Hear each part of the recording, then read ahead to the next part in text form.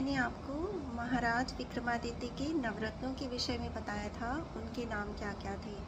आज उन नवरत्नों को और थोड़ा निकट से जानते हैं कि उनकी क्या विशेषताएं थी। सबसे पहले आते हैं धन्वंतरी।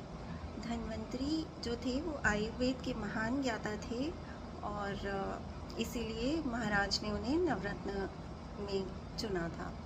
इनके बाद आते हैं अमर सिंह। अमर सिंह व्याकरण के महान विद्वान थे और उनका रचा हुआ अमरकोश हम संस्कृत के विद्यार्थी आज भी पढ़ते हैं।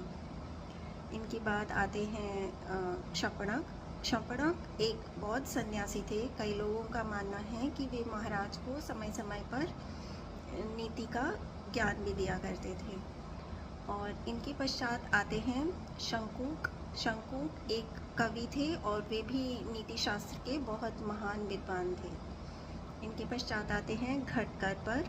घटकरपर एक कवि थे जिनका यमक एक अलंकार होता है हिंदी और संस्कृत छंदों में, तो यमक में इनकी विशेषता थी।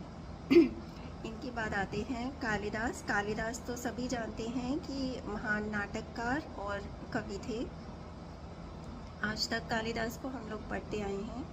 इनके पश्चात आते हैं वराहमिहिर। वराहमिहिर एक महान गणितज्ञ और ज्योतिष शास्त्र के अच्छे ज्ञाता थे। इनके रचे हुए ग्रंथ भी आज भी गणित और ज्योतिष के विद्वान पढ़ते हैं।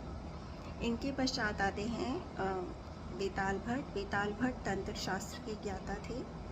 और अंत में आते हैं वररुचि। वररुचि एक महान वैयाकरण थे अर्थात ग्रामरियन थे।